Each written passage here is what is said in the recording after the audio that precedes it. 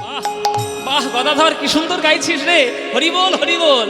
আহা, এসো এসো মহাপ্রভু আমি করি নিবেদন, এসো এসো মহাপ্রভু করি নিবেদন, ওগো আমার প্রভু এসো এসো মহা।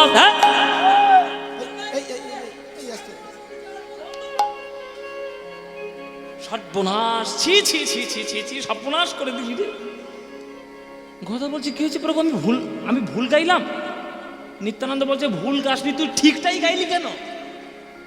বলে ঠিক গান গাইবো না ভুল গান গাইবো? বলে সর্বনাশ, আমি নিমাইয়ের কাছে ফাঁকি দেবো বলে এসছি, নিমাইকে যাতে আমি চুপি চুপি করে দেখি, আর তুই গানের মধ্যে ডাকতিস এসো এসো মহাপ্রভু। সর্বনাশ হবে কি জানিস, অন্তর্যামী মহাপ্রভু যদি একবার জানতে পারে এখানে চলে আসবে। চুরি করবো বলে আমি এসছি গৃহস্থের বাড়িতে, এখন চুরি করতে গিয়ে ধরা পড়লে কি হবে? বন্ধ কর গান, বন্ধ কর, একবার একদম বন্ধ কর। তখন গদাধর বলছে প্রভু পদের মধ্যেই তো রয়েছে, তো আমি কি করবো?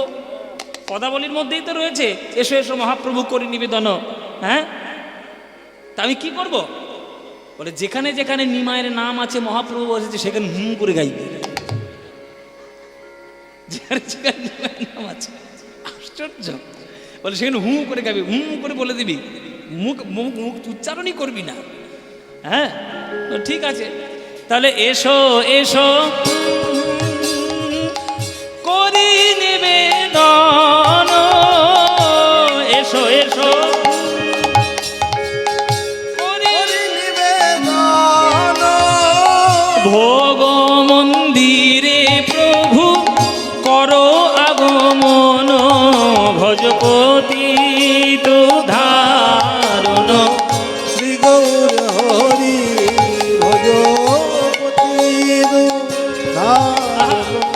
শ্রী গৌর হরি। নাহি জানি পরিপাটি আমি না জানি রন্ধন, নাহি জানি পরিপাটি না জানি রন্ধন, সুখা রুখা এক মুষ্টি করো গ্রহণ, ভজপতি উদ্ধারণ, শ্রী গৌর হরি।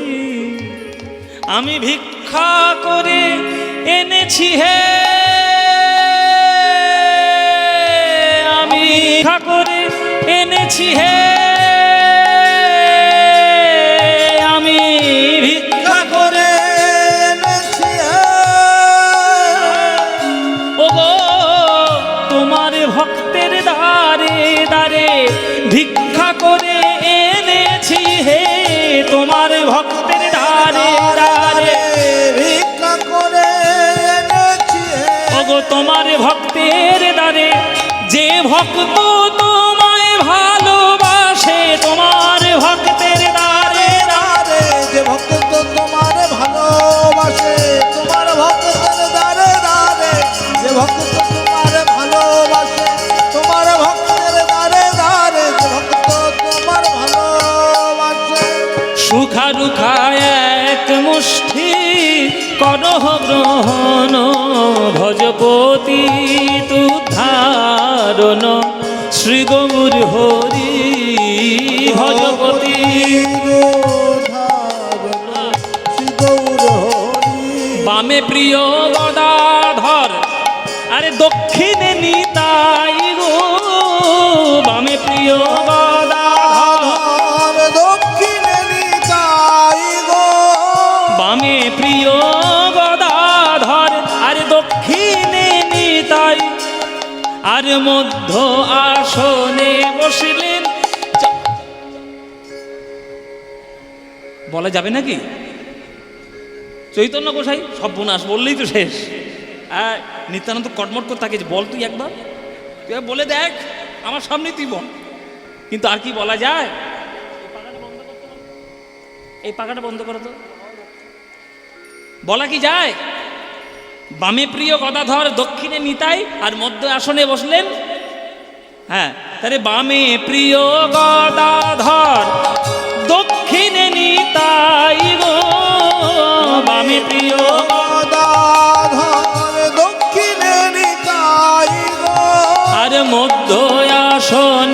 বসিলেন।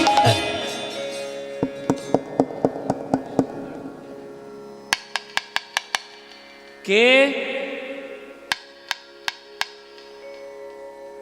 কি দরজা টোকা মারছে না? কে বাইরে? কে? কথা কয় না, শুধু টক টক করে যাক। কে গো? এই গদাধর দেখতো বাইরে কে ভোগের সময় অসুবিধা করছে। হরি বল। গদাধরের বুকের ভিতর ঢিপ ঢিপ করছে, বুঝতে পেরেছে কি সর্বনাশটা এবার হয়েছে। ধীরে ধীরে যাচ্ছে, দরজা খুলবে। দরজা খুলেছে গদাধর, দেখছে হাঁটুর উপর এক খণ্ড কাপড় পরে আমার প্রভু দাঁড়িয়ে রয়েছে। গদাধর, ও গদাধর, আমি কি তোমাদের কেউ নই হে? আমি কি তোমাদের কেউ নই হে? তোমরা আমায় বিনা প্রসাদ পেলে বলো আমি কি তোমাদের কেউ নই হে? তোমরা আমায় বিনা প্রসাদ পেলে বলো আমার কথা কি ভুলে গেলে? বলো আমি কি তোমাদের কেউ নই হে? আমার কথা কি এই গদাধর, বলো বলো বলো আমি কি তোমার? যে এমন কথা বলেছে গদাধর ছুটে এসে প্রভুর চরণ জড়িয়ে ধরেছে। প্রভু কি বললে তুমি? তুমি কি বললে? তুমি এটা ভাবলে কি করে যে কেউ তোমাকে ভুলে যাক বা না যাক, এই গদাধর তোমাকে ভুলবে কি করে? তাকিয়ে দেখো, দেখো মন্দিরের সামনে আমি 3টে আসন পেতেছি, মাঝখানের আসনটা তো তোমার জন্য ফাঁকা রেখেছি। আমি তো নিত্যানন্দকে ভুল বলেছি, মিথ্যে বলেছি। এটা গোপীনাথের আসন, ওটা গোপীনাথের আসন না, ওটা তোমার জন্য।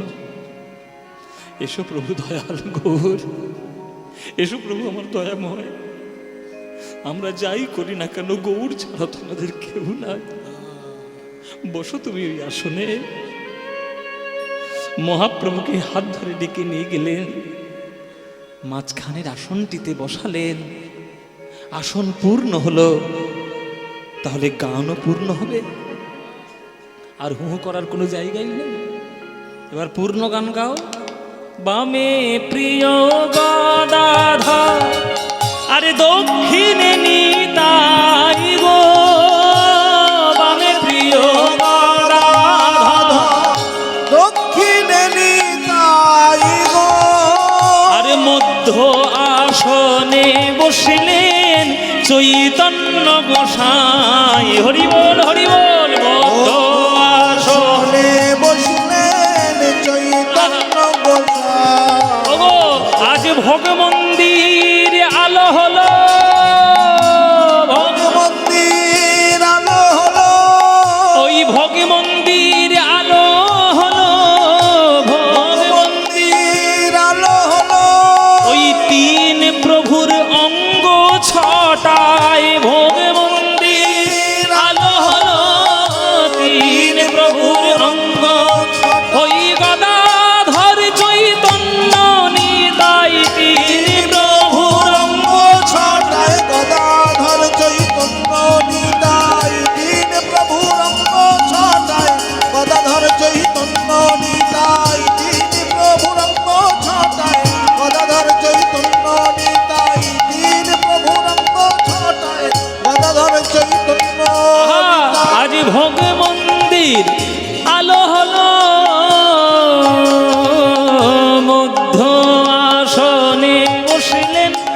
চৈতন্য গোসাই ভজপতি রণ শ্রী গৌর হরি ভজপতি শ্রী গৌর হরি নিতাই গৌর হরি বল হরি বল হরি বল। ব্যাস সেবা হলো। চুরি বিদ্যা মহাবিদ্যা, যদি না পড়ো ধরা। এখন নিত্যানন্দের অবস্থা কি বাবা?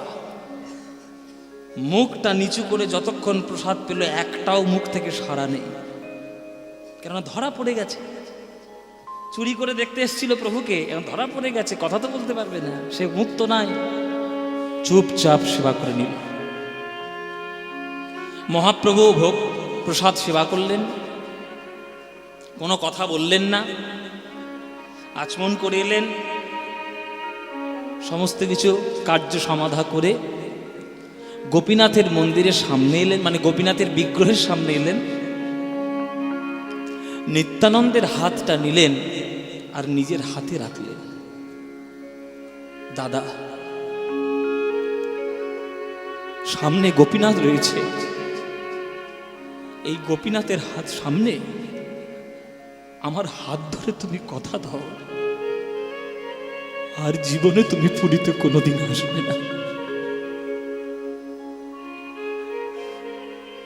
নিত্যানন্দের বুকটা যেন ফেটে যাচ্ছে, বিনা মেঘে বজ্রপাত হয়েছে, কি করে বলবে এই কথা? নিতাই বলছে, নিমাই, বছরের একটা দিন আমি তোকে দেখার জন্য কত কষ্ট করে আমি নবদ্বীপ থেকে আসি, এই একটা দিন যদি তোকে দেখার জন্য আমি আসি, তোর কি এমন ক্ষতি হয়ে যায় যে তুই আমাকে এইভাবে কথা শোনাচ্ছিস? মহাপ্রভু বলছে, দাদা, তুমি আজ আমায় দেখতে আসবে বলে সেই দিনের কথা কি ভুলে গেলে? যেদিন নবদ্বীপে হরিনাম প্রতিষ্ঠা করার জন্য কপালটা ফেটেছিল, তবু তুমি হাতে পায়ে ধরে তাদের বলেছিলে যে বেড়েছিস কলসির কানা, তাই বলে কি প্রেম দেব না? আজ তুমি যদি না থাকতেই বাংলার ঘরে ঘরে প্রেম দিত কে? এই কলিযুগের মাঝখানে আমি হরিনাম প্রতিষ্ঠা করার জন্য কত কষ্ট করেছি, তুমিও কত কষ্ট করেছো, আমি যত না কষ্ট করেছি আমার ভক্তরা তার শতগুণ কষ্ট পেয়েছে। আর আজকে তুমি যদি নবদ্বীপ ছেড়ে 3 মাসের জন্য আমাকে দেখার জন্য চলে আসো, শত্রুরা সবসময় সুযোগ খোঁজে যে শত্রুর ঘর কখন খালি তখনই আক্রমণটা করবে। এমনিতেই হরিনাম বলতে চায় না বাঙালিরা, আর আজকের বিধর্মী শাসন চারিদিকে চলছে। তারা যদি একবার সুযোগ পায়, ওই নবদ্বীপ থেকে এই 3 মাসের সুযোগে তুমি নেই বলে তারা হরিনাম বন্ধ করে দেওয়ার চেষ্টা করবে।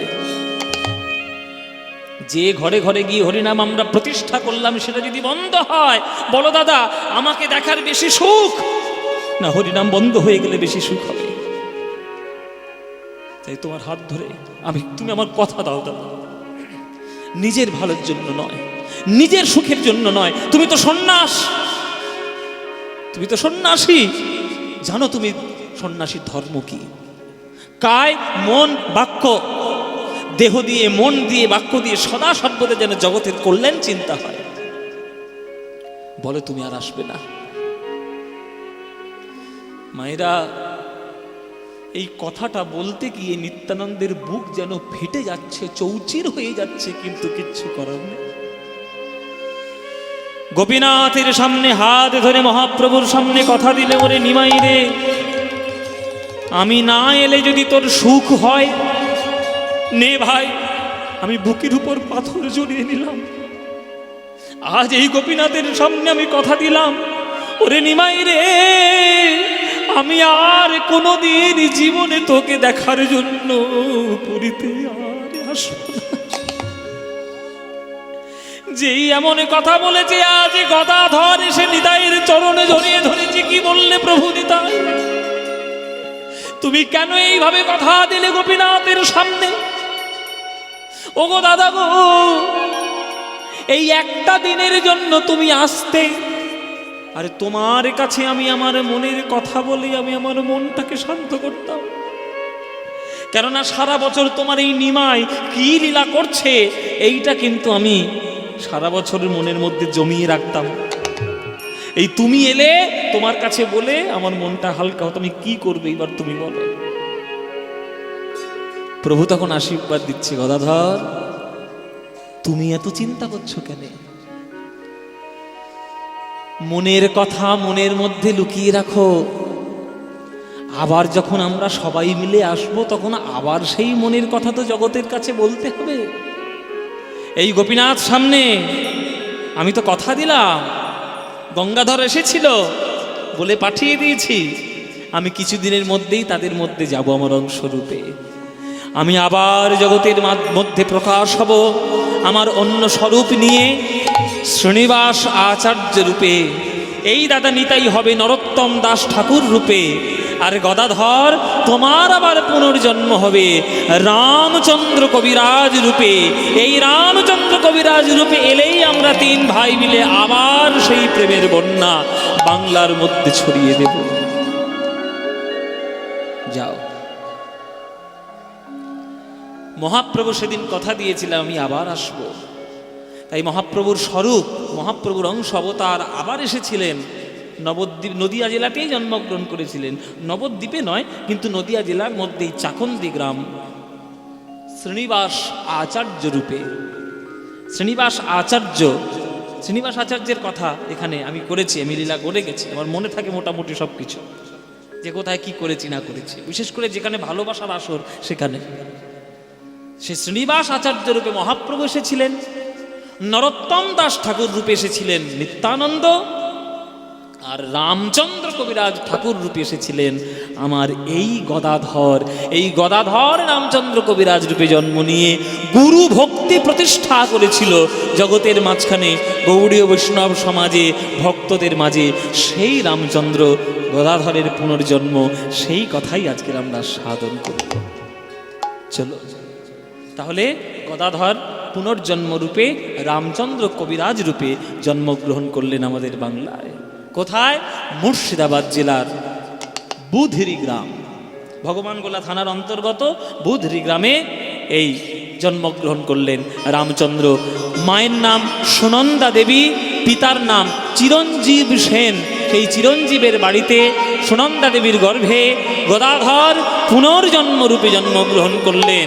রামচন্দ্র জন্মিল চিরঞ্জীবের ঘরে, রামচন্দ্র জন্মিল চিরঞ্জীবের ঘরে, রামচন্দ্র জন্মিল চিরঞ্জীবের ঘরে, রামচন্দ্র জন্মিল চিরঞ্জীবের ঘরে। তাহা দেখি নারীগণ উলুধ্বনি করে, তাহা দেখে নারীগণ উলুধ্বনি করে, তাহা দেখে নারীগণ উলুধ্বনি করে, তাহা দেখে নারীগণ উলুধ্বনি করে, উলুধ্বনি শঙ্খধ্বনি করে নারীগণ, উলুধ্বনি শঙ্খধ্বনি করে নারীগণ। আর বাহু তুলে জয়ধ্বনি দেয় ভক্তগণ। হরি তুলে জয়ধ্বনি দেয় ভক্তগণ, আনন্দবার ধরে না, আনন্দ ধরে না, ওই রামচন্দ্রের জন্ম হেরে আনন্দবার ধরে না, রামচন্দ্রের জন্ম হেরে আনন্দ ধরে না, ওই চিরঞ্জীবের ঘর আলো আনন্দবার ধরে না, ঘর আলো আনন্দ আর ধরে না। ওই চিরঞ্জীবের ঘরে আলো। হরি হরি হরি বলো ভাই, চিরঞ্জীবের ঘরে এলো। হরি হরি হরি বলে রামচন্দ্রের জন্ম হেরে, হরি হরি হরি বলে রামচন্দ্রের জন্ম হেরে, হরি হরি হরি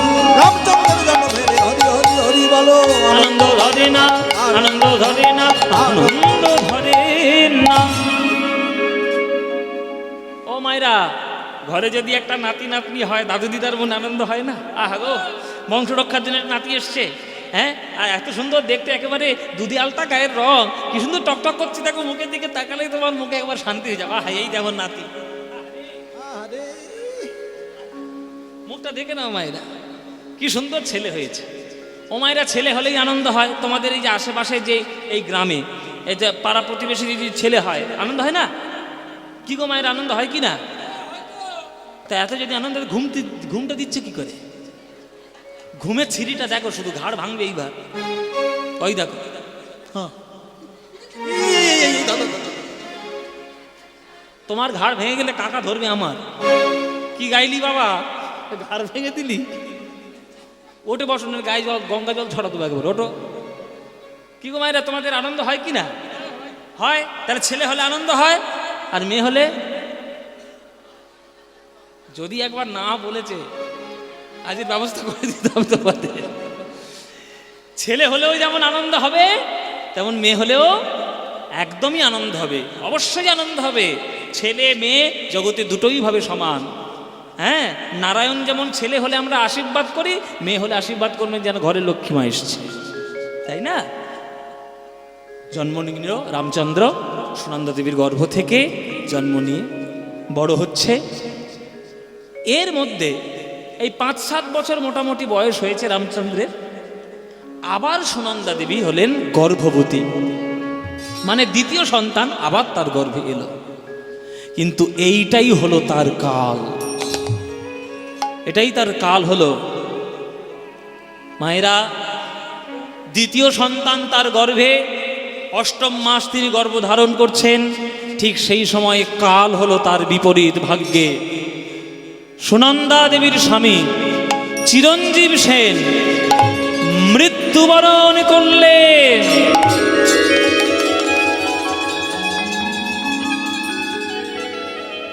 ঘরে ঘরে কুসংস্কার তখনকার দিনে। মরে গেছে ছেলে, ছেলের মরণের জন্য শাশুড়ি শ্বশুর দায়ী করছে বৌমাকে, ডাইনি, রাক্ষসী, তোর সঙ্গে বিয়ে দেওয়ার জন্য আমার ছেলেটাই আজকের মরণ হলো। নানান অপবাদ দিয়ে সুনন্দা দেবীকে অত্যাচার করতে লাগলো বাড়ির লোকেরা। কিছু কিছু ক্ষেত্রে এখনকার দিনেও দেখা যাচ্ছে এই ঘটনা। 2024 সালে এসেও আমাদের সেই মাথার মধ্যে এখনো পরিবর্তন হলো না। এত কিছু উন্নতি হওয়ার পরেও যে ছেলে হওয়া মেয়ে হওয়া এটা কোনো মেয়ের উপরে ডিপেন্ড করে না, এটা কোনো মেয়ের উপরে ডিপেন্ড করে না। ঈশ্বর যেটা দেবেন সেটাকেই আমাকে গ্রহণ করতে হবে।